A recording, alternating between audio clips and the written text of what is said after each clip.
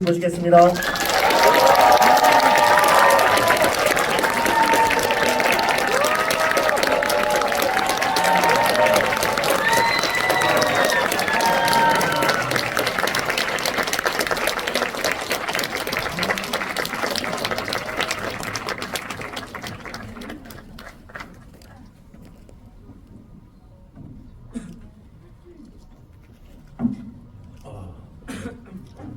그래도 감독님이 옆에 있으니 좀 낫네요.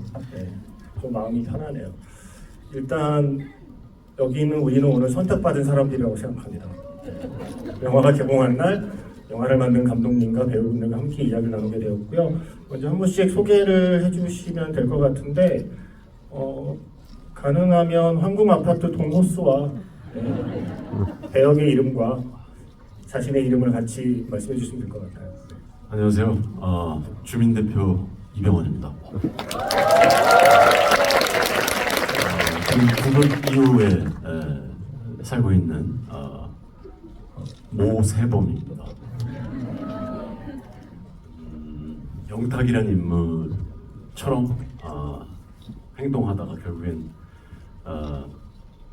모든 것이 다 발각이 되고 그런 인물로 이 영화에서 이제 나오고요. 그리고 넘길게요.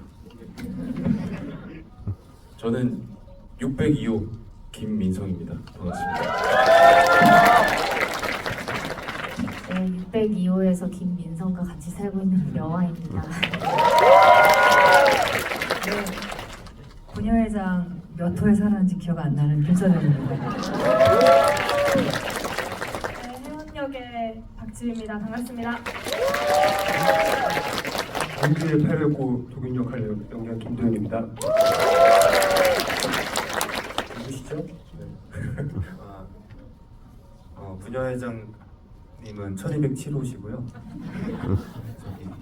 혜원이는 903호입니다. 저는 이 영화를 연출한 엄태라고 합니다. 반갑습니다.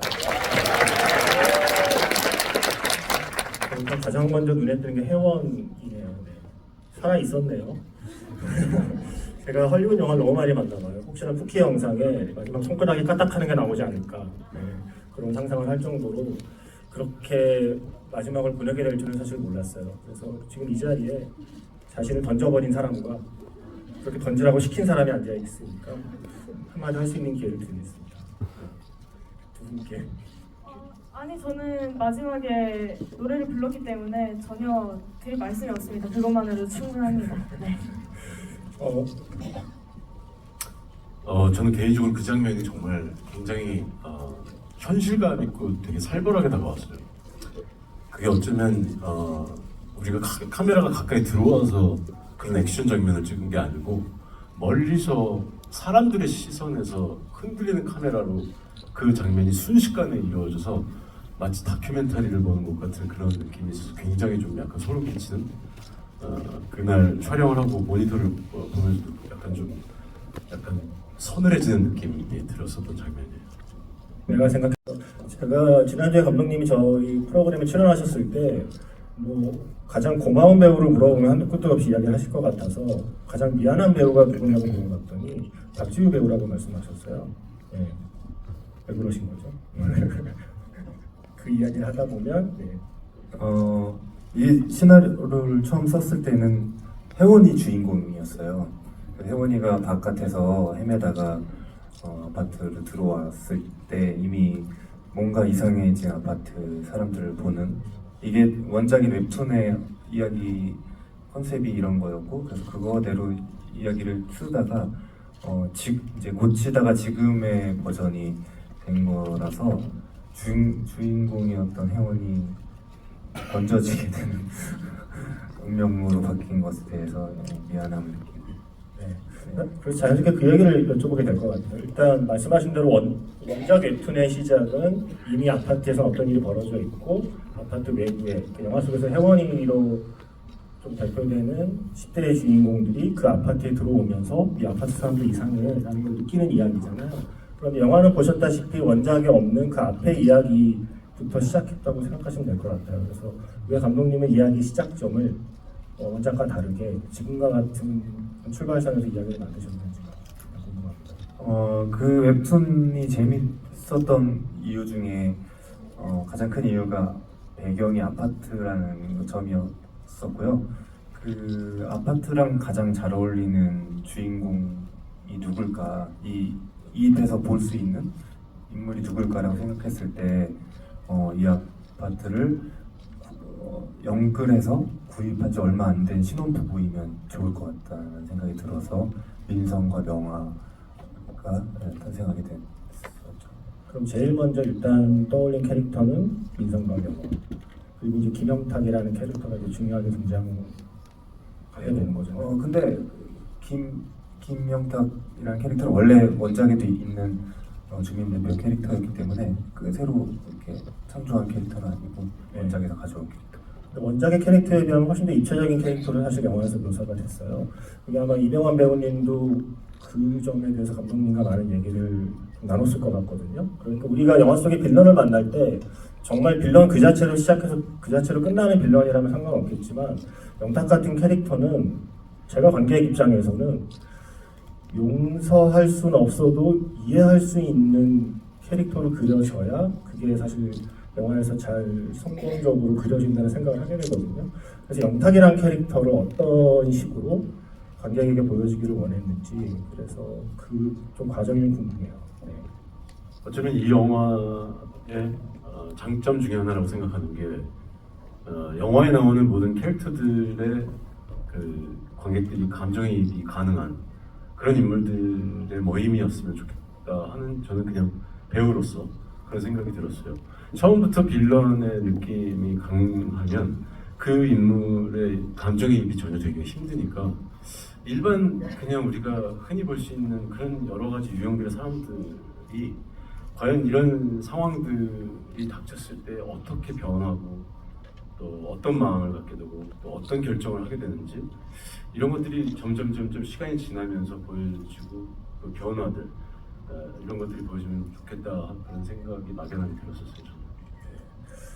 저는. 아마도 앞으로 이제 배우분들께 공통 질문이 될 것 같기도 한데 시나리오를 보시고 연기를 준비하면서 그래도 내 장면 중에 이게 제일 좀 걱정이다. 이걸 내가 잘할 수 있을까 걱정되는 장면이다라고 생각했던 게 좀 대표적인 게 어떤 게 있는지가 궁금하고요. 또 하나는 영화에 참여한 스텝 이현석 배우잖아요. 시나리오를 보면서 아니면 영화 촬영하면서 이게 나중에 어떻게 나올지 되게 궁금하다. 되게 기대가 된다 했던 장면은 어떤 게 있는지 그 두 가지를 좀 여쭙고 싶어요. 일단 영탁의 캐릭터에 있어서 이 장면 내가 어떻게 해야 될지 좀 제일 좀 걱정했던 장면은 어떤 장면일까요?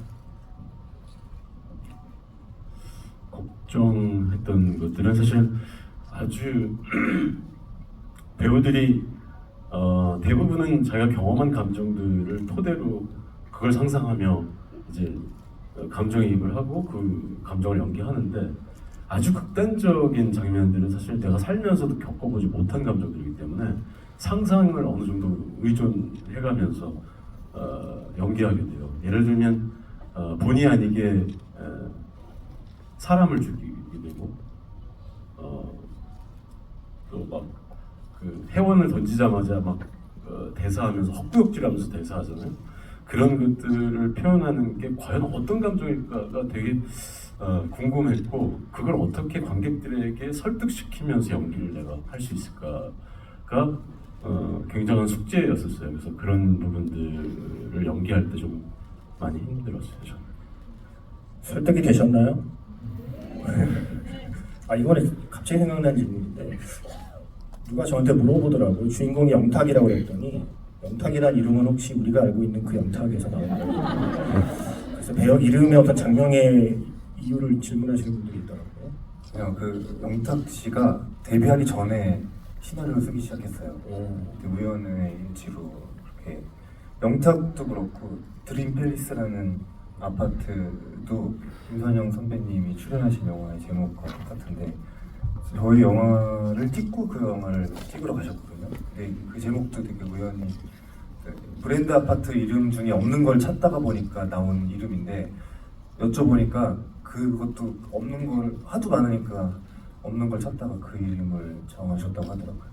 안 그래도 김선영 배우님께 질문을 드리려고 그랬었어요. 이 자리에 황공 아파트 주민이 아닌 분이 한 분 앉아 있다고. 드림 팰리스 주민이시잖아요. 여러분 아마 안 보신 분도 있겠지만 한 2달 전쯤에 드림 팰리스라는 영화가 개봉을 했었고 그 영화에도 아파트가 중요한 배경이고 거기에 김선영 배우께서 주연을 맡으셨거든요. 그래서 어떻게 하다 보니 연이어 아파트라는 공간이 하나의 주인공처럼 다뤄지는 영화에 출연을 하신 소감을 여쭤봐도 될까요? 들어오고 있는 작품 중에서도 지금 분위기 잘 들어오고 있어가지고 아파트랑 굉장히 연관이 있네요. 뭐라고요 질문이? 질문이 뭐였죠? 그래서 어쩌다 보니 드림 팰리스와 네. 콘크리트 유토피아라는 네. 일종의 아파트가 또 하나의 주인공인 영화에 출연하시게 네. 되셔서 아파트라는 공간을 좀 어떻게 좀 바라보게 되셨는지가 좀 궁금했어요. 배우로서 네네네. 이런 이야기들을 좀 네. 연기하면서. 저는 이렇게 딱히 뭐 어떤 거에 대해서 이렇게 관심 없는 거 생각을 안 해가지고 특별히 생각을 안 했던 것 같고 그 질문에 생각나는 말이 그 감독님이 아파트라는 그 공간에서 일어나는 이 그 뭐라 그랬지? 호러를 했나 그럴까? 뭐라 그랬지? 아까 나랑 잠깐 오전에 얘기했던 다시 여쭤보고 제가 정신 좀 어딘가 차리시죠. 저 술 안 먹었고요. 네. 하여튼 뭐 아파트라는 공간에서 많은 일들이 일어나죠. 그래서 많은 얘기들이 지금 만들어지고 있고 그리고 무궁무진한 것 같아요. 네. 그렇습니다. 네. 그 박찬욱 감독님하고 GV 하셨잖아요. 박찬욱 감독님께서 김선영 배우님 연기에 대해서 말씀을 하셨어요. 그 나중에 아들이 그렇게 되고 나서 그 아들을 맞이하는 그 엄마의 연기에 대해서 아마 영화를 만드는 배우나 감독이나 고민이 많았을 것 같다. 이때 연기 톤을 어떻게 해야 좋을지, 오히려 약간 좀 억누르는 연기를 하는 게 좋을지, 아니면 지금처럼 이렇게 울부짖는 연기가 좋을지에 대한 고민이 있었을 것 같고, 지금처럼 어쩜 울부짖는 연기가 어떤 의미에서는 상투적인 연기라고 생각할 수도 있는데, 김선영 배우의 연기를 보면 상투라는 말을 입에 담을 수 없는 어떤 경지에 이른 연기라고 생각한다는 말씀을 박찬욱 감독님께서 하셨더라고요. 그래서 그 장면에 대한 그 배우님 얘기를 좀 듣고 싶었어요. 그 장면의 연기를 준비하셨던 과정과 네, 저도 봤어요. 정말 그렇게 생각해 주시니까 꼭 좀 캐스팅 해주셨으면 좋겠어요. 저는 그 장면을 뭐 이게 어떤 연기를 할 때 준비를 하고 그러지는 않는 것 같고요. 그냥 한 번 읽고 대본도 잘 안 보고 그냥 뭐 거기에 던져졌을 때 내가 그 상황에 어떻게 던져질 수 있느냐 미래를 예측할 수 없이 그 상태가 되는 게 중요한 것 같아요. 그러니까 어떤 생각을 뭐 어떤 디자인을 한다거나 연기에 대해서 저는 그러지는 않았던 것 같아요. 네네. 아 기억나는 건 서준 씨 눈이 기억이 나요. 내가 막 주변을 돌려보면서 어떻게 된 거냐 하는데 공포에 휩싸인 눈으로 저렇게 보고 있는데 막 여기를 붙잡고 흔들었거든요. 예, 근데 너무 불쌍. 저도 그때 기억이 너무 나는데 확실히 선배님이 상황에 던진다고 느꼈던 게 제가 이제 지역이를 이렇게 업고 이렇게 내리는데 전 사실 제가 그렇게 맞을 줄 몰랐어요. 근데 이게 한 3테이크 정도 같죠 아마? 2테이크. 근데 여기를 엄청 세게 맞아가지고 나도 지금 힘든 상태를 표현해야 되는데 자꾸 아픔이 들어오는 거예요. 그래가지고 자꾸 자의식이 들어와서 맞은 걸로 치면 저한테 제 앞에서 얘기하지 마세요. 네, 근데 그 이후에 더 세게 맞으셔가지고 맞은 거는 이병헌 배우께서도 할 말이 많으시잖아요. 그러니까 저는 그때 그런 생각을 했어요. 정말 김선영이라는 배우가 메소드 연기를 하는구나. 정말 깜짝 놀랐어요. 보통은 그럴 때 때리는 척을 하는 네. 연기를 많이 하지 않나요? 네, 감독님이 디렉션을 안 주셨어요. 그러니까 저희들끼리는 진짜 때려야 되는 줄 알고 선영 씨는 저한테 계속 저희 때려야 어떻게 하죠 계속 이렇게 하시고 저 괜찮다고 그냥 한 테이크에 가자고 막 계속 이렇게 하고. 감독님은 그렇게 계속 들으면서 안 때려도 되는데 그래서 즐기셨나 봐요. 감독님은 무슨 마음이셨습니까? 연기는 배우의 것이라는 마음으로 가만히 계신 건가요? 물질을 줬습니다. 그 명화라는 캐릭터에 대해서 좀 여쭙고 싶은 게 사실 명화라는 캐릭터가 저는 되게 연기하기 힘들었을 거라는 생각이 들었어요. 왜냐하면 이게 어떤 의미에서는 김영탁이 악이라면 어쩌면 영화는 선이라고 할 수 있는 어떤 선이 좀 존재하는 건데 이게 자칫 잘못하면 어떤 관객에게는 이게 빌런이 될 수 있는 캐릭터이기도 하거든요. 아, 민성이 어쩌라는 거야. 왜냐면 많은 관객들이 어쩌면 민성의 입장에서 이 영화를 따라가시는 관객들이 많다고 생각해서 자칫 잘못하면 그렇게 빌런처럼 보일 수도 있는 역할이기 때문에 영화라는 캐릭터를 어떻게 내가 관객에게 전달할지에 대한 고민이 좀 많았을 것 같다는 그런 생각을 했어요. 저는 사실 개인적으로 저희 영화 안에서는 빌런이 아무도 없다고 생각하거든요. 너무나 많은 사람들이 존재하고 또 다양한 사람들이 있고 또 그 선택의 기로에서 어떤 선택을 하고 그 또 선택이 또 어떤 다음에 또 선택을 하냐의 그 결과들이 쌓여서 또 다양한 결과물들이 나온다고 생각을 했기 때문에 영화는 저는 분명히 존재할 수 있는 친구고 또 존재해야만 하는 친구라고 생각했어요. 그리고 영화를 이해하고 응원해 주시는 분들도 저는 분명히 꽤 있다고 생각합니다.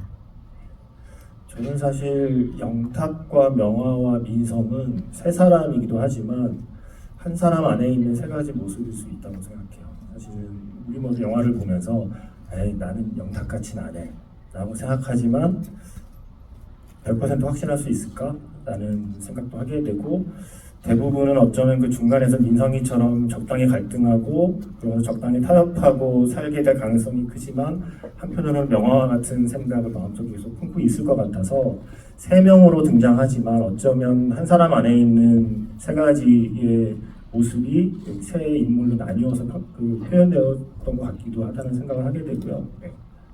그 명화 캐릭터를 만들 때 제 보영 씨랑 얘기를 많이 나눴던 것 중에 이런 장르 영화에서 선한 역할을 맡은 인물들이 그렇게 좀 답답한 느낌이 나는 경우들이 많이 있었기 때문에 그렇지 않아 보이게 하려면은 최대한 입체적으로 이 인물을 보이게 만들어야 된다는 생각을 이제 많이 나눴고요.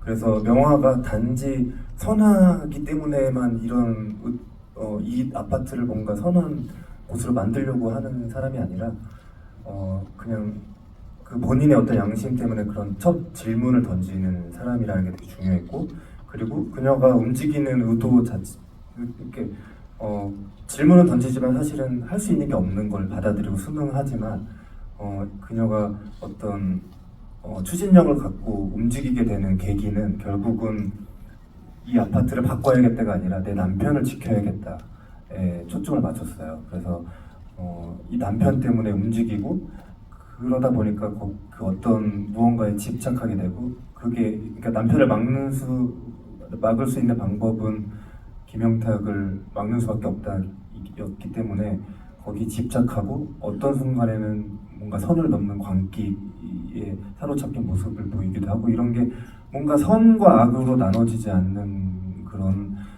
특히나 그 마지막에 아수라장이 될 때 그 씬은 선과 악이 구분이 되지 않는 거였으면 좋겠다는 생각을 했었거든요. 그래서 인상적인 어떤 리뷰를 봤었는데 영화를 보는 내내 명화가 답답하고 그랬는데 영화가 끝날 때쯤에는 내가 명화를 그렇게 생각했던 내 자신이 되게 뭔가 죄책감이 들었다라는 리뷰를 봤어요. 그게 저는 되게 좀 어떻게 보면 성공했다, 저희가 얘기한 게 성공했다는 생각을 했었어요. 더 로드라는 영화가 있습니다. 이 영화랑 어떻게 보면 조금 닮아있는 톤이 있을 수 있는 영화거든요. 그 약간 종말 이후에 그 황폐화된 지구 위를 걸어가는 아버지와 아들의 이야기를 다룬 더 로드라는 영화에서 아들이 계속 아버지한테 같은 질문을 던져요. 우리는 좋은 사람인가요? 라는 질문을 계속 던지거든요.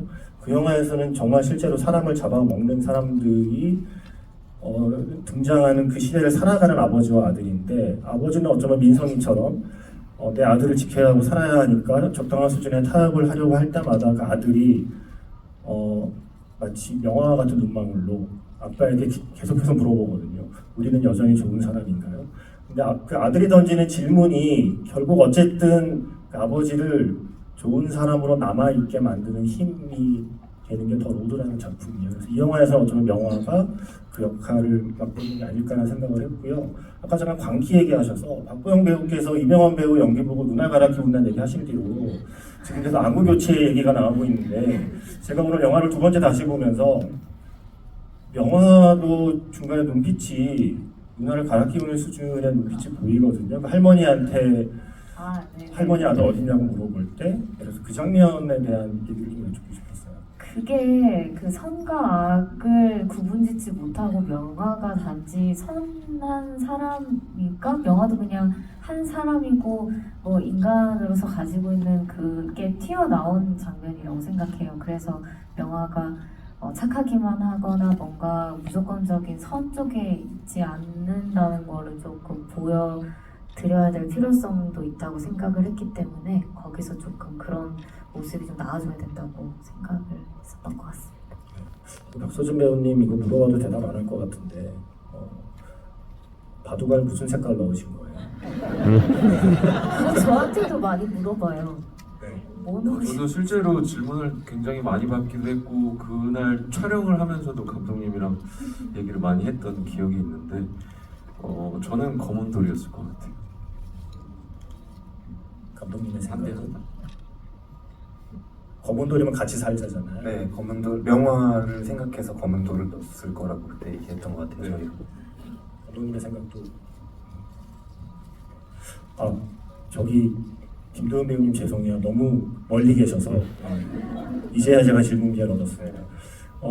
이 감독님께서 많은 인터뷰에서 그 처음 반상회 장면을 많이 말씀하세요. 처음에 배우들이 모여서 반상회를 할 때의 장면을 찍으면서 뭔가 이 영화가 잘 될 것 같다는 확신을 가졌다. 그리고 그 수많은 배우들이 각자의 캐릭터로 살아 움직이는 걸 내가 눈으로 보고 안심했다라는 인터뷰를 많이 하셨거든요. 그 비결을 촬영 전에 일일이 전화를 돌려서 배우들에게 이야기를 했다라고 말씀하셨는데 배우님도 전화를 받으신 건가요? 저한테는 전화를 안 하셨고 제가 전화를 했던 거예요. 감독님 이거 어떻게 된 거죠? 인터뷰 때마다 모든 배우에게 전화해서 다 상황을 설명했다고 이야기하지 않았었습니까? 저는 제가 전화를 드렸던 먼저. 네. 네. 그리고 거기서는 도윤 씨가 하는 게 없어요. 그냥 앉아 계셔. 나름 뭐 이것저것 많이 하긴 했는데 그럼 그 배우님이 기억하는 그날의 촬영의 느낌은 어땠나요? 반상회 장면이 그게 촬영의 어떤 그 회차로도 초반이었던 거죠. 네, 그랬던 것 같아요. 네, 그래서 앞으로 이제 이 콘크리트 유토피아의 마을 주민으로 함께 합을 맞춰갈 배우들과 어쨌든 반상회 장면에서 서로의 좀 캐릭터를 이해하고 앞으로 나아갈 분위기를 좀 파악하신 거잖아요. 그래서 그날 좀 촬영에 대한 기억이 어떠신가를 궁금합니다. 그날 일단 좁은 공간에 사람들이 굉장히 많았고요. 상당히 더운 여름이었고 여름의 향기와 사람의 심씨가 이런 것들이 가득했고 근데 그것들이 오히려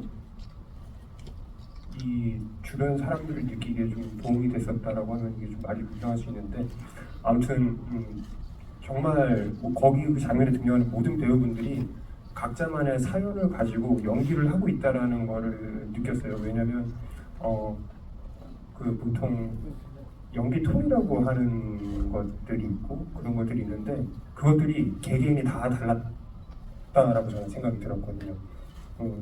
시선이나 뭐 어떤 뭐 액팅이라든지 그런 것들이 전부 그 장면에 있었던 수십 명의 배우들이 전부 다 달랐던 기억이 있어서 와 이거는 감독님이 전화를 하셨구나라는 생각을 했었습니다. 그 감독님께서 배우들 개개인에게 뭐 가족관계나 이런 어떤 개인 어떤 배경들을 설명해줬다고 얘기하셨는데 김도윤 배우님은 혹시 어떤 얘기를 들으셨나요? 일단 도균의 캐릭터에서 도균이 어떤 직업을 가졌었는지에 대한 말씀을 좀 해주셨고 혹시 어떤 직업이요?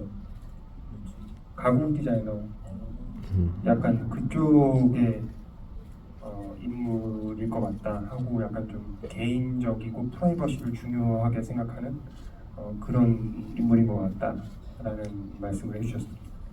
그리고 사부채 신형을 갖고 있고. 네, 상주인형 그거는 대본상의 제시이에요. 그 그리고 박주 배우님은 이게 어느 정도 좀 촬영이, 그러니까 저희가 영화를 보고 이해하는 관객의 입장에서는 대부분의 영화들이 이렇게 촬영 순서대로, 이렇게 영화 순서대로 촬영하진 않지만 영화 속에서는 어쨌든 이미 마을 분위기, 그 단지 분이 형성된 뒤에 합류하는 걸로 되어 있었잖아요. 실제로는 어땠는지도 좀 궁금하고요. 그러니까 실제로 약간 좀 이방인 같은 연기를 하셨어야 됐는데 처음에 촬영장에 오셔서 다른 배우들과 그 촬영장 밖에서의 친밀감과 영화 안에서의 거리감을 어떻게 유지하셨는지에 대한 질문을 드리고 싶습니다.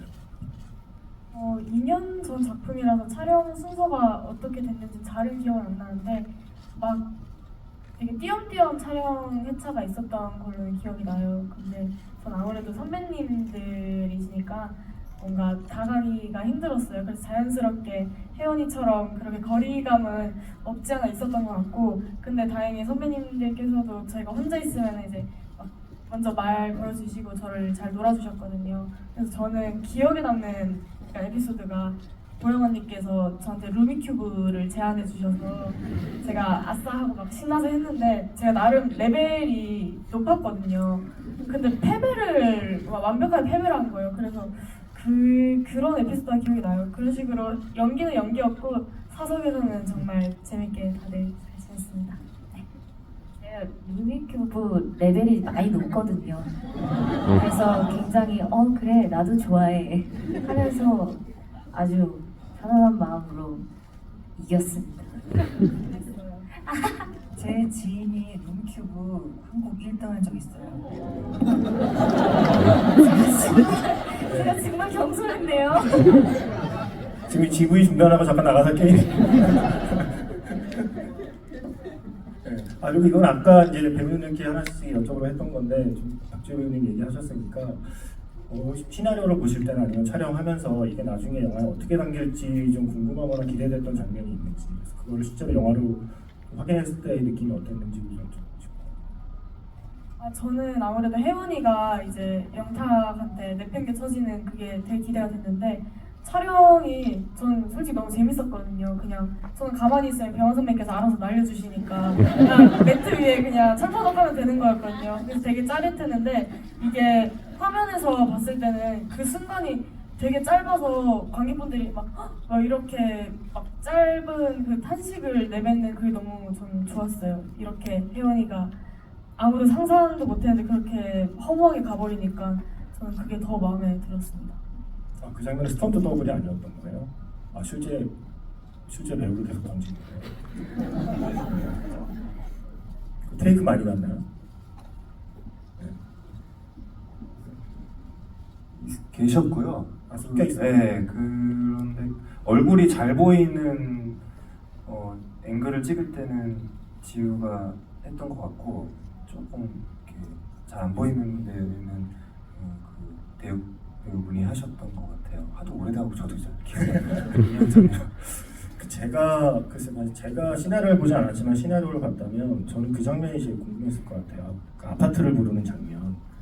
아파트를 부르는 장면에 이건 감독님께 질문이기도 하고 배우분들께 질문이기도 한데, 아파트를 부르는 장면의 그 씬 촬영 방식은 처음부터 구상하셨던 거지. 그러니까 그 노래를 하는 이병헌 배우에게 카메라가 천천히 줌인이 되고 그 다음에 김영탁이 사실은 모세범이었다는 사실이 밝혀지고 나면 그 뒤에는 다시 그 카메라가 뒤로 천천히 빠지는, 사실은 영화를 본 많은 사람들이 이 영화에서 가장 영화적인 어쩌면 시퀀스고 뭐랄까요, 이야기 하나의 좀 전환점이 되는, 그러니까 페이지 하나가 넘어가는 굉장히 중요한 장면인데 그게 너무 흔히 말하는 시네마틱하게 너무 멋지게 찍혀서 그런 식의 줌인 그 서서히 들어갔다가 빠져나오는 걸 처음부터 염두에 두셨던 건지, 그리고 그 빠져나오는 장면은 테스트샷을 쓰셨다고 했는데 꼭 그 촬영본을 쓰셔야 했던 이유가 있는지.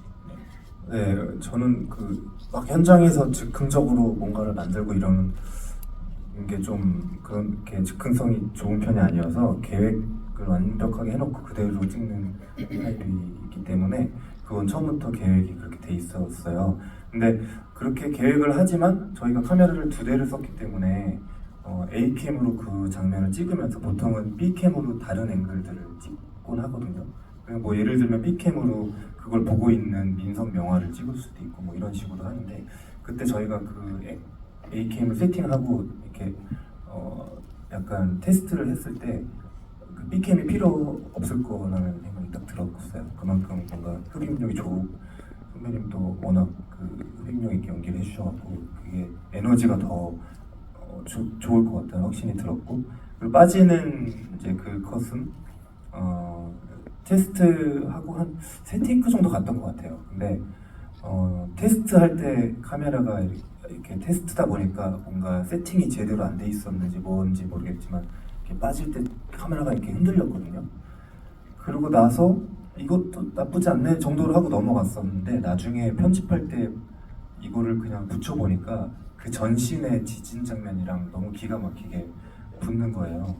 그리고 거기 뒤에서 춤추고 계신 모든 배우분들이 그때는 리허설이라는 생각 때문이었는지 좀 더 릴렉스하게 춤을 추셨어요.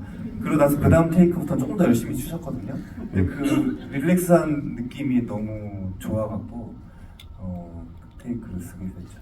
릴렉스한 춤을 추셨던 분이 김선영 배우님과 박서준 배우님이 그 영탁의 뒤에서 릴렉스한 춤을 추고 계셨던 걸로 기억이 나거든요. 그 장면에 대한 기억을 저는 본인의 춤에 만족하십니까? 제가 그 댄스에 별로 이렇게 자신이 있는 스타일은 아닌데 저는 이제 제 입장에서는 어쨌든 그 상황에서 영화 눈치도 보이고 이 주민들 눈치도 보이고 그 공무원은 회식을 해봤을까? 뭐 이런 생각도 한번 해보고 그런 상황을 겪어본 적이 있었을까? 뭐 이런 생각도 해보고 저 역시도 그 순간은 좀 저를 던져놓는 상황이었던 것 같고 오히려 저는 이제 그 씬을 보면서 제 시선을 강탈한 건 그 선영 선배님이 이제 혜원이 이렇게 목 잡고 인사시키잖아요. 저는 그게 너무 웃기더라고요. 그래서 이 프레임 안에서 우리 모두 다 캐릭터로서 연기를 하고 있었구나. 역시 양상불이다. 뭐 이런 생각이 들었던 것 같습니다. 김현정 배우님은 전혀 기억이 안 난다는 표정이시고요. 기억이 안 나는 그런 게 있어요? 김현정 배우님 그때 정말 즐겁게 춤을 추신 건가요? 저는 개인적으로 거기서 춤출 때 가장 완벽했다고 생각합니다. 그 잘 보시면 연차 관람 하셔야 되는데 꼭 좀 봐주시면 좋겠는데 이 여자가 추고 싶은데 자신은 없는데 꼭 여기에 끼고 싶은데 그리고 저 노래 부르는 영탁이 너무 멋있는데 이거를 마음을 어떻게 표현할 수는 없는 이거를 막 이렇게 움직이거든요. 그래서 그때 여기 제가 제일 그 완벽하지 않았나 그래로서 저 릴렉스한 게 아니라 정말 완벽히 캐릭터였어요. 나중에 보실 엔차 때 관람 좀 부탁드리세요. 정말 요거. 금에만 보시는 그 관람을 하셔도 정말 재밌을 것 같은 게 뒤에서 정말 깨알 연기를 많이 하세요. 거기 말고도 막 그 싸운 외부인들 다 몰아내고 나서 영탁이 이렇게 수건을 여기 머리 대고 막 있을 때 뒤에서 금해가 막 이렇게 만지고 싶은데 만지지도 못하고 막 이렇게 뒤에서 막 이렇게 하시거든요. 그런 것도 너무 재밌고 막 보시면 그런 걸 찾아보시면 재밌지 않을까. 그 처음에 아파트 노래 신청할 때 그 노래 번호 얘기하는 건 시나리오에 있던 거예요? 아니면 혹시 애드립인가요? 아니요, 그건 시나리오에 있었던 거예요. 그리고 또 하나 궁금한 건 수신 제국 치국 천하 태평양 혹시 네, 그는 이제 모히또에서 몰디브 이후에 뭐 하나 또 올리신 건가요? 아니 원래도 이제 말하다가 보면 왜 또 그 나이에 사람들은 뭘 잊어버리기도 하고 사실 뭐 자기가 정확하게 아는 한자 성어도 아닌데 그냥 뭐 이렇게 그런 얘기 있잖아. 그래서 이렇게 얼버무리는 신이었는데 약간 제가 생각하기에 약간 과연 여기서 의도대로 좀 터져줄까 혹은 사람들이 재밌어할까 이렇게 약간 의심스러운 부분이 좀 있어서 현장에서 그거는 좀 약간 제가 좀 약간 애드립을 살짝 넣었죠. 그 말 자체가 사실은 다 모히또 몰디브처럼 완전히 아는 단어가 아니다 보니까 그걸 선배님이 재밌게 이렇게 바꿔 이렇게 좀 더 알아보기 쉽게 바꿔주셨어요. 그 천하태평이라는 말을 붙이셔갖고 그래서 저도 보고 처음에 보고 너무 깜짝 웃겨갖고 모니터 보면서 깜짝 놀랐던 기억이. 저 같은 경우는 대본을 같이 보고 옆에서 하는 입장이었잖아요. 근데 갑자기 훅 들어오신 거예요. 그래가지고 순간 표정 관리가 안 될 뻔했는데 네, 너무 재밌었어요. 그때 촬영할 때는. 사실 우리가 영화를 보면 이렇게 사실 많은 배우가 등장하는 영화를 보다 보면 뭐 자연스럽게 주인공을 중심으로 이렇게 영화를 보지만 그러니까 어떤 영화가 정말 잘 만들었다 아니다를 판단하는 것 중에 하나는 그러니까 흔히 말하는 그냥 서 있는 배우가 없다고 느낄 때가 사실은 그런 느낌 좀 갖는 것 같아요. 어떤 배우들이 저마다 자기 역할을 최선을 다하고 있구나가 사실 화면에서 느껴질 때가 그 느낌을 받거든요. 감독님께서 실제로 그러니까 이제 군중씬 같은 거 찍을 때요. 우리가 보통 엉키고 이러면 대충 여기와 여기 그냥 와서 싸우세요. 그 레디 액션 할 것 같지만 그건 아니잖아요. 그리고 실제로 그 어떤 군중씬의 동선 같은 거 되게 신경 쓰였다고 들었거든요. 그래서 군중씬 연출에 대한 이야기를 좀 듣고 싶어요. 그게 사실은 되게 위험할 수도 있어서 안전도 신경 써야 되면서 감독님이 원하는 그림이 나와야 되는 거잖아요. 그 디테일한 동선까지는 이제 제가 다 정한 건 아니고 무술 감독님께서 이제 하신 거고 저는 이제 컨셉으로 말씀을 드렸어요. 그러니까 여기 있는 주민들이 한 번도 제대로 싸워본 적 없는 사람들이 뭔가 생존을 위해서 싸우는 그런 개싸움 같은 느낌이 났으면 좋겠다. 절대 뭔가 합을 맞춘 것 같은 느낌이 나지 않았으면 좋겠다는 이제 제안을 드렸었고 이제 초반에는 그래서 이렇게 밀고 미는 정도의 액션인데 그때 이제 처음으로 빡 하고 머리를 맞을 때 그때 처음으로 타격을 받는 느낌이 좀 더 임팩트 있게 들어왔으면 좋겠다. 이 정도의 제안을 드렸었던 기억이 나요. 그리고 영화 속의 김도현 배우님 말투는 배우님 설정인가 아니면 감독님의 주문이었나요? 약간 사투리 톤이 좀 있었던 것 같아요. 그거는 이제 영화 저희가 준비하는 과정에서 감독님이랑 이렇게 이런저런 얘기를 하다가 감독님이 제안을 먼저 하셨는지 아니면 제가 제안을 했는지 모르겠는데 아무튼 사투리를 쓰면은 좀 이 인물이 조금 더 날카로워 보이거나 아니면 약간 좀 예민해 보이거나 이런 부분들이 좀 살 수 있을 것 같다라는 말이 나왔었고 그러다 보니까 이제 사투리를 쓰게 됐었는데 사실 좀 어려웠던 것 같아요. 그러니까 이게 완전한 경상도 사투리가 아니고 감독님과 얘기했던 거는 경상도 출신이긴 하지만 서울에 올라온 지 꽤 돼서 이제 서울말과 약간 좀 섞여 있는 그런 정도의 톤을 이제 얘기가 돼가지고 그 부분이 좀 쉽지 않았던 것 같습니다. 근데 그 부모님 말투였다는 게 맞나요? 예, 부모님이 이제 경북 안동 출신이신데 부모님이 이제 한 번씩 두 분이서 대화를 하실 때 주변 분들이 오해 아닌 오해를 두 분이 싸우시는 건가 이렇게 오해하실 때가 있더라고요. 그래서 분명 두 분은 이상 대화를 하는 건 저는 알고 있는데 사람들이 저렇게 오해하는 거는 그 말투에서 오는 어떤 오해가 있다라는 생각이 들었고 도균 캐릭터도 어쨌든 얘가 이제 사람들을 도와주고 이런 행동들을 하는 게 도균 캐릭터의 중요한 임무였기 때문에 이거에 대한 정보를 최대한 감추고 힌트를 좀 감추기 위해서 얘가 오히려 더 날카롭고 예민하고 약간 말투에 날이 서 있는 것 같은 그런 느낌들이 들어가면은 약간의 반전이라든지 아니면 좀 관객들이 예측할 수 있는 포인트가 되지 않을까라는 생각이었던 것 같습니다. 네. 이게 행사 이름이 관객과의 대화잖아요. 관객 앞에서의 대화가 아니라. 네. 그래서 일단은 제가 할 수 있는 수준 내에서 여러분들도 혹시 궁금하실 만한 게 있을까 싶어서 제가 먼저 질문을 드렸었고요. 이제 관객분들께 질문을 드릴 텐데 제가 아까 부탁드린 거 까먹지 않으셨죠? 수신 질문 천하태평. 네. 질문만 잘해주시면 모든 지구가 천하태평입니다. 그래서 영화와 관련된 궁금함이 있으신 분들은 손을 들어주시면 기회를 드리겠습니다. 잠깐만요. 그래, 예, 정 가운데에 계셔서 눈에 띄었습니다. 객석으로 마이크 넘어가나요? 마이크 없나요?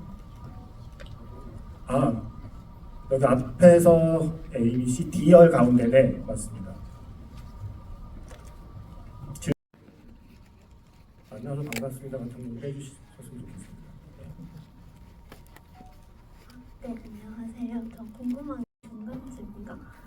막 아파트에서는 사람들이 뭐 사람을 죽여서 먹기도 한다고 하는 장면이 나오고 맨 끝쪽에는 또 엄태구 배우님이 닭다리를 들고 있고 이제 박서준 배우님이랑 박보영 배우님이 지나가면서 이렇게 눈빛 교환을 하잖아요. 저는 그 장면을 넣은 게 너무 궁금했거든요. 왜냐하면 저 그 긴 내용에 보면 박서준 배우님이랑 박보영 배우님이랑 이렇게 내려오시잖아요. 콘크리트 쪽으로 해서 내려오시는데 전 그러면서 엄태구 배우님이 잡아먹나? 막 이런 상상도 하기도 했는데 그냥 이렇게 그 씬이 지나가길래 그걸 넣은 의미가 있나 해가지고. 그리고 아마 제 기억이 맞다면 닭다리가 아니라 조금 더 큰 뼈다귀였던 걸로 저는 기억을 하고 있고요. 일단 왜 동생분한테 또 다시 그지 역할을 주셨나요? 말씀을 해주시죠. 가려진 시간에서도 깔끔하지 않게 나왔었거든요. 그 형님의 복수인지에 대한 궁금함이 들었습니다. 그 사람들이 한 역할은 이 아파트 사람들을 조금 더 객관적으로 볼 수 있게 해주는 역할을 해주는 사람들이라고 생각했어요. 그래서 전혀 이 앞에는 등장하지 않았던 인물들이 갑자기 뜬금없이 나타나서 이 상황을 조금 설명해 주는 듯하지만 전혀 다른 얘기를 하고 있지만 뭔가 전체적인 맥락에서는 이어지는 이야기를 하면 좋겠다. 그래서 근데 이 얘기를 되게 관객들이 귀 기울여서 들었으면 좋겠다는 생각이 들어서 조금 더 이렇게 집중될 수 있는 배우가 와줬으면 했어요. 그래서 목소리도 이제 그렇게 하는데 한몫할 수 있는 배우가 필요해서 생각났던 배우가 엄태구 배우였고 존재감 있게 딱 등장해서 그 말할 때 좀 귀 기울여 듣게 할 수 있었던 것 같고요. 그리고 마지막에 그 장면은 이게 어떤 한 막이 끝나고 다음 이제 마지막 막이 열리고 나서 이제 흘러가는데 이야기가 거기서조차 좀 긴장감을 유지시켜주고 싶었어요. 그래서 보신 게 맞아요. 그렇게 의도를 해서 찍은 거였어갖고 그 잠깐 등장하고 사라진 뒤에 두 사람만 남아있는 장면을 볼 때도 뭔가 쫓아오면 어떡하지라는 약간 텐션을 가지고 있으면 좋겠다라는 생각을 했습니다. 등장만으로도 그런 짓을 할 것 같은 얼굴이다 라는 말씀인 거죠.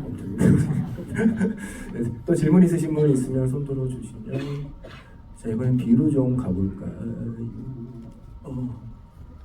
거기 저기에 통로 쪽에 마스크 쓰신 분 그 질문기에 제가 그냥 막 랜덤으로 드리는 거라서 질문기에 못 받으신 분은 나중에 저를 욕하시면 됩니다. 네, 그 황도가 초반에 한 번 나오고 후반에 한 번 나오잖아요. 감독님이 어떤 의도로 그 장면을 넣으셨는지 궁금합니다.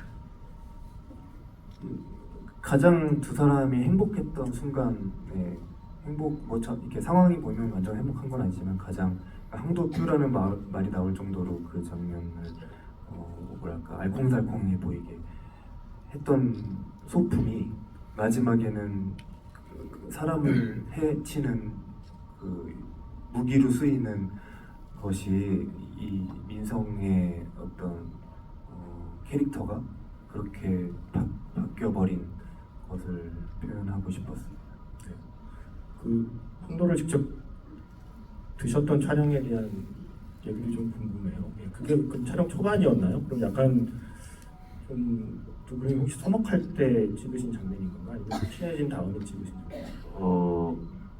완전 초반이었고요.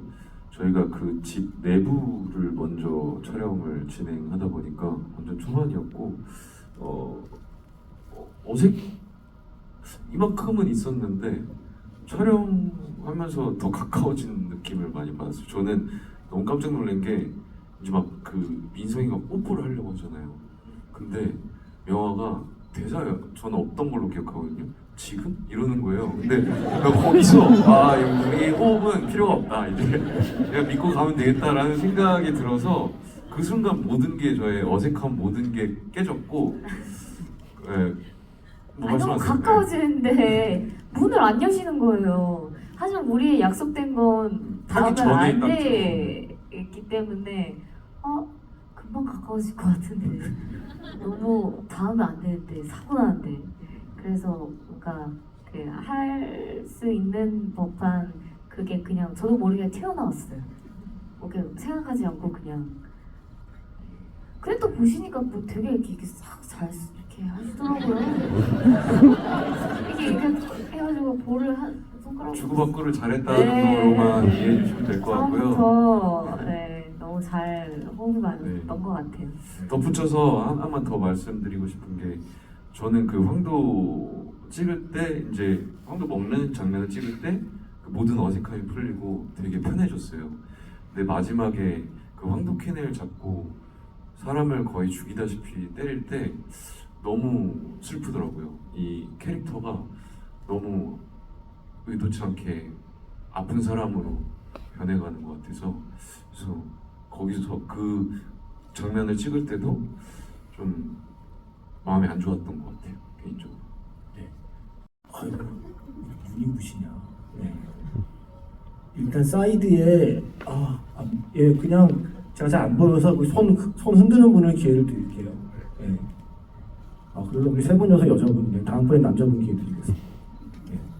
명화가 간호사잖아요. 근데 나중에 죽기 전에 그 칼을 맞고 나서 왜 치료를 안 하는지 저는 그게 되게 다른 사람은 다 치료해주면서 왜 남편은 치료하지 않았느냐는 질문 왜 같아요. 그랬어요?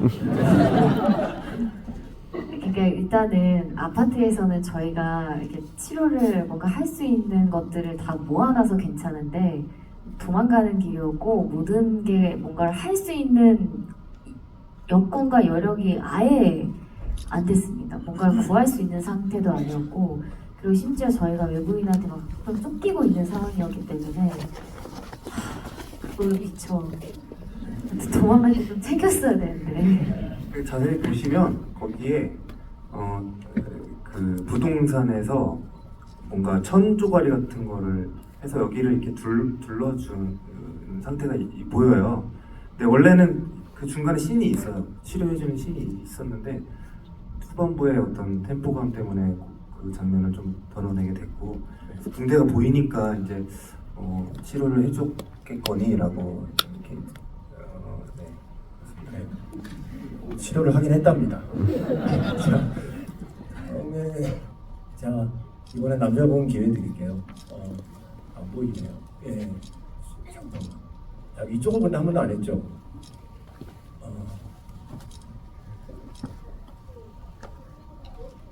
네네 이쪽에 예 그냥 맨 앞에 계신 분 한번 기회 드릴까요? 너무 예 네네 아니요 여기요. 네 맞습니다. 네. 저는 그냥 앉아서 하셔도 다 돼요. 저는 짧게만 해주시면 돼요. 이병헌 배우님 마지막 장면이 너무 궁금한데 가족도 잃었고 지금 모든 다 잃어서 이제 죽을 시간만 기다리는데 구태여 왜 또 아파트에 들어가서 거기에 집착을 하는 그 장면이 저는 되게 너무 확 와닿거든요. 그래서 그 장면을 찍으실 때의 감정이나 좀 연기를 어떻게 하셨는지 좀 궁금합니다. 그러니까 거슬러 올라가서 맨 처음에 그 불났을 때 후다닥 내려가는 그때의 시기를 말씀하시는 건가요? 아니 마지막 장면이요. 완전 죽을 때. 맨 마지막에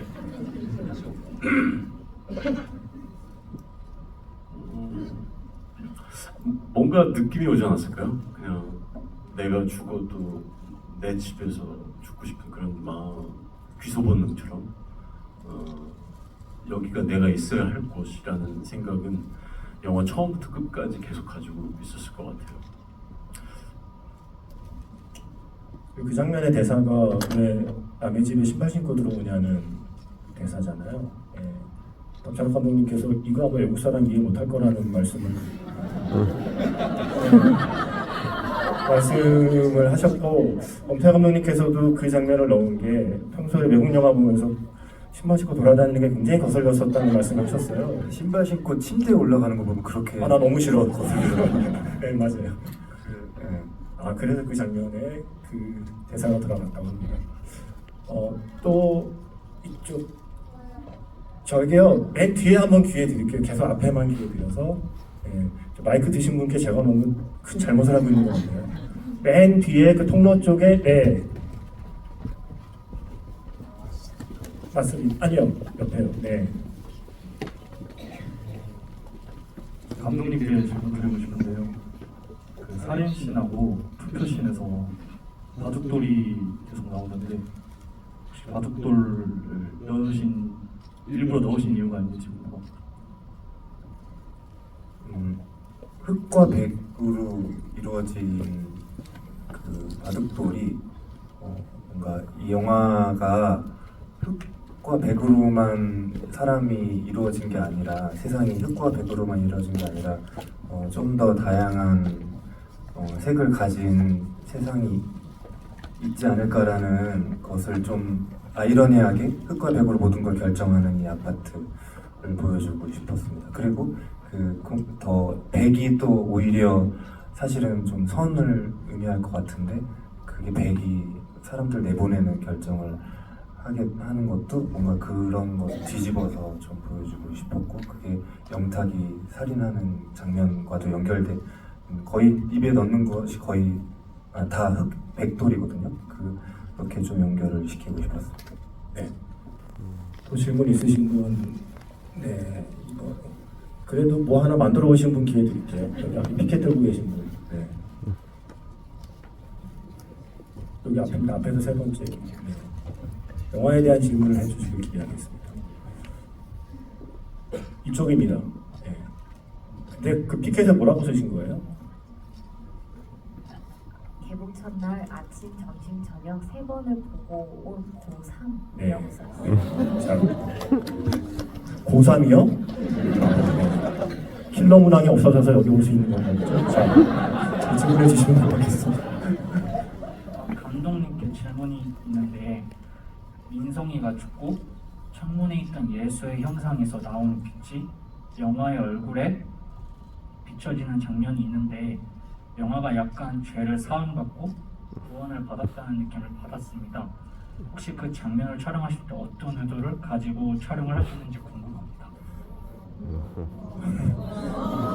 토은 배우님이 제일 궁금해하시는데요. 제가 그때 죄를 지었나요?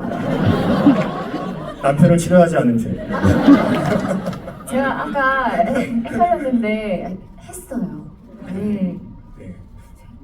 네, 이제 그 장면 포함해서 어쨌든 이 영화에서 빛과 어둠을 표현하시는 방식에 대한 감독님의 얘기를 같이 좀 듣고 싶어요. 네.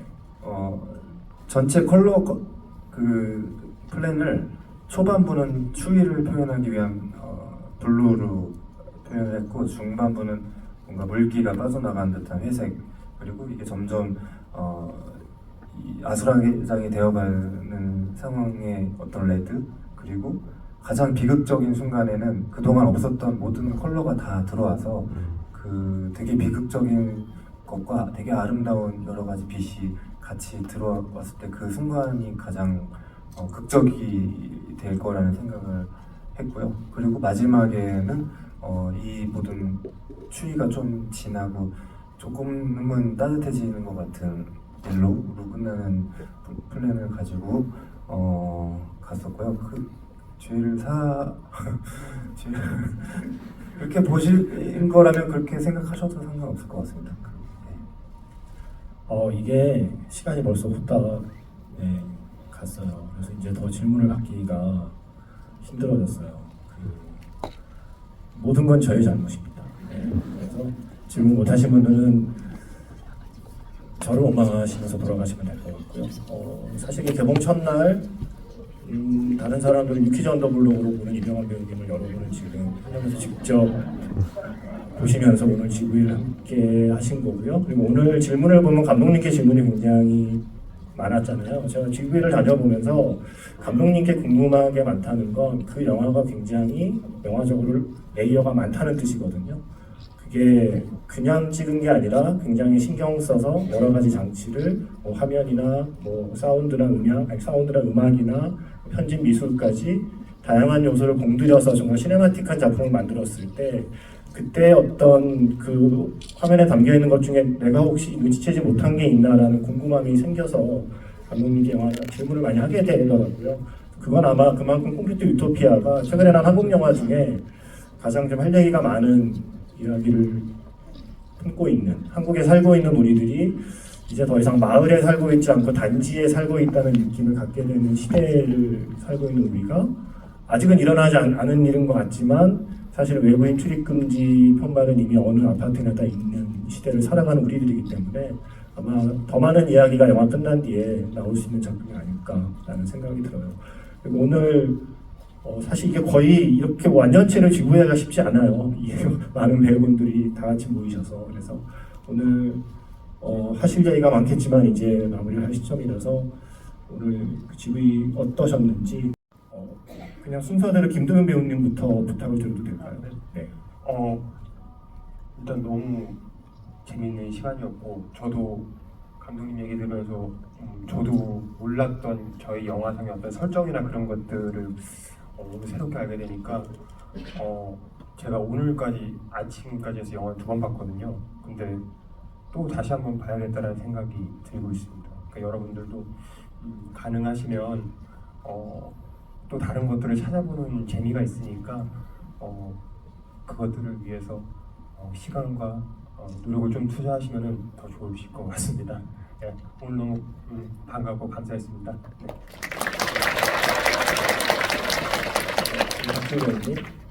네, 이렇게 개봉 첫날 늦은 시간까지 함께 해주셔서 너무 감사합니다. 저도 덩달아서 다채로운 얘기를 너무 많이 나눠서 너무 좋은 시간이었는데요. 재밌게 보셨으면은 이제 아침, 점심, 저녁 이렇게 다 보신 고3 분처럼 다들 많이 봐주시고 후기도 많이 올려주시면 감사하겠습니다. 조심히 들어가세요. 감사합니다. 네, 너무 감사합니다. 여러분들이랑 같이 다 대화를 주고받지는 않았지만 같이 얘기 나눈 것 같고 굉장히 좋았습니다. 여러분 좋으셨으면 소문 좀 많이 내주실 거죠? 네, 고맙습니다. 네.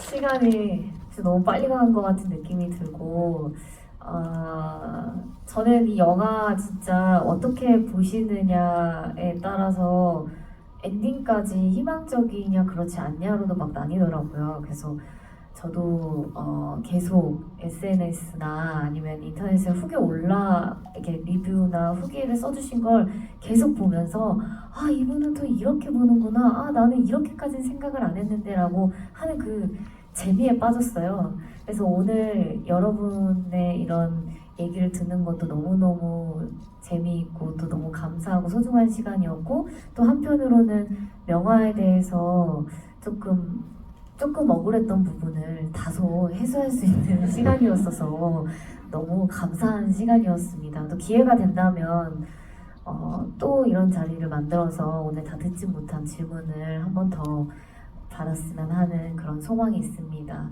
긴 시간 함께 해주셔서 너무너무 진심으로 감사드리고요. 저희 영화 사랑해주셔서 다시 한번 감사드립니다. 고맙습니다. 네. 영화를 이제 개봉을 하게 되면 홍보 스케줄 중에 기자분들하고 인터뷰가 또 있어요. 근데 항상 인터뷰를 하면 다른 이야기에 대해서 많이 질문을 하신 경우가 많았는데 이번 같은 경우는 인터뷰를 약간 영화에 대한 토론처럼 인터뷰를 많이 했거든요. 그러다 보니까 또 드는 생각들이 많이 있었는데 사실 제 기억엔 제가 GV 자체도 처음인 걸로 알고 있거든요. 제 기억에. 그래서 오늘 이렇게 영화 관련해서 많은 질문을 해주시고 그거에 대한 여러분들의 생각을 들으면서 또 한 번 이 영화에 대해서 생각해 보게 되는 것 같아요. 어제도 돌아가서 문득 드는 생각이 영화는 진짜 살았을까?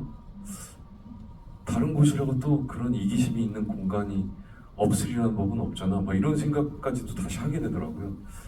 여러 가지 생각을 해주는 영화여서 아마 여러분들도 좋은 시간이 되지 않았을까라는 생각이 들고요. 감독님은 각본 작업까지 하면은 뭐 거의 4-5년 정도를 이 영화를 위해서 투자하셨는데 사실 영화라는 게 관객 수가 잘 들지 못하면 일주일 안에도 극장 관수가 확 빠져버리고 그래서 안타까운 상황들이 많아요. 근데 참여한 입장에서는 오래 걸려서 조금이라도 많은 분들이 이 영화를 보시고 공감해 주시고 해주셨으면 하는 마음이니까요. 주변에 많은 추천 부탁드리겠습니다. 감사합니다. 저는 오늘 이 지부 시간을 사실 굉장히 기대하고 기다렸었어요. 왜냐면 우리가 그 무대 인사를 하면 시영이 있고 또 조영이 있는데 영화가 다 끝나고 이제 인사를 드리는. 하지만 그거는 이제 일방적인 인사예요. 여러분들하고 소통하는 것이 아니고 일방적으로 와주셔서 감사합니다 하는 인사고, 이렇게 서로 소통하고 대화하면서 그 영화를 본 분들과 관객분들과 이야기를 하는 그런 시간은 굉장히 아주 저희에게는 되게 많이 없는 아주 소중한 시간이거든요. 그래서 굉장히 기다렸었고, 특히나 오늘 첫날, 개봉 첫날인데 이렇게 너무너무 기다렸다가 오신 분들이잖아요. 오늘은 정말 이렇게 손꼽아 기다려서 오늘을 기다려주셨던 분들이라 정말 더 특별히 더 감사드리고, 더더군다나 오늘 유퀴즈에 제가 나오는데 그것까지도 포기하시고 오셨어요. 그러니 얼마나 큰 결심을 하고 오셨겠어요. 아무튼 와주셔서 감사드리고, 정말 저도 또 한 번 기회가 있다면 이렇게 여러분들하고 같이 주비를 또 할 수 있는 그런 기회가 더 있었으면 하는 바람입니다. 오늘 와주셔서 감사합니다. 아까 저쪽에서 무대 인사하다가 이렇게 나가는 복도에 답을 내리는 영화는 거기서 영화가 끝나지만 질문하는 영화는 끝나지 않고 계속된다라는 글귀를 봤는데, 저희 영화가 그런 영화가 됐으면 좋겠다는 생각을 만들었어요. 그래서 그런 질문들을 가지고 돌아가셔서 생각하시면 좋을 것 같고, 혹 그런 질문들이 떠오르지 이렇게 생각나지 않고 그냥 이 영화를 장르적으로만 어떤 되게 스릴을 느끼고, 아까 선배님 말씀하셨던 것처럼 웃음 포인트에서 웃고 이렇게만 보셔도 재밌게 볼 수 있는 영화로 만들려고 이제 노력했으니까 여러 가지 각도로 관람을 하시면 좋지 않을까라는 바람을 가지고 있습니다. 네, 이렇게 와주셔서 너무 진심으로 감사드립니다.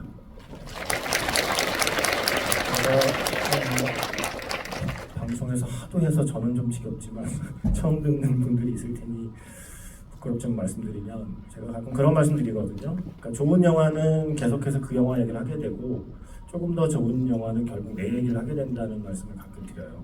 그러니까 콘크리트 유토피아는 좋은 영화이기 때문에 영화에 대한 이야기를 계속 하게 될 뿐만 아니라 제 생각에는 그보다 조금 더 좋은 영화라고 생각하거든요. 영화가 끝난 뒤에 결국 내 얘기를 하게 되는, 내 안의 영탁, 내 안의 민성, 내 안의 명화, 내 안의 금액, 그죠? 그리고 내 안의 회원, 내 안의 도균까지 영화 속에 등장하는 캐릭터들과 나와의 접점을 찾으면서 우리는 어떤 시대를 살고 있는가에 대한 얘기를 서로 나눌 수 있는 작품이라고 생각해요. 무너지지 않은 황궁이 유토피아라고 생각했지만 영화의 엔딩은 무너진 아파트에서 어떤 새로운 희망을 발견하는 걸로 끝이 납니다. 그러니까 정말 무너지지 말아야 할 것은 무엇인가에 대한 이야기를 무엇보다 아주 재미있는 방식으로 만들어낸 영화의 첫 시작을 이렇게 함께 해주셔서 진심으로 감사드리고요. 마지막으로 부탁드릴 건 인증샷을 한번 찍어보려고 해요.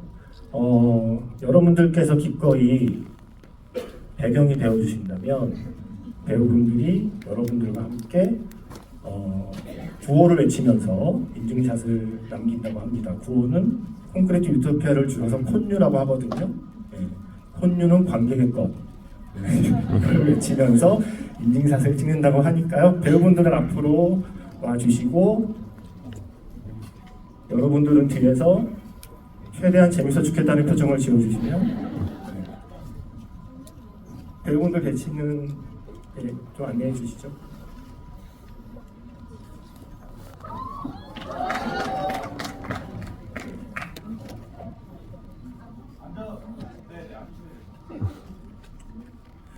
이거를 제가 외치는 것보다는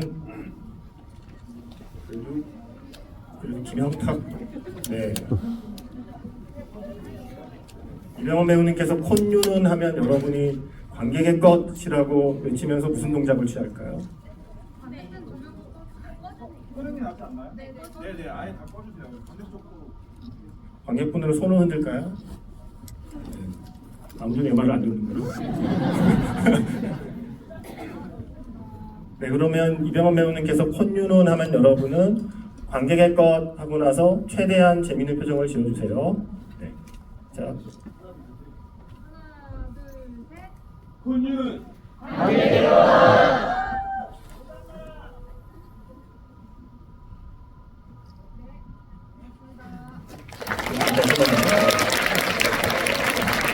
끝까지 함께해 주셔서 진심으로 감사합니다. 이제 배우분들 안전하게 퇴장한 뒤에 그리고 여러분들도 안전하게 극장 밖으로 나가주시면 됩니다.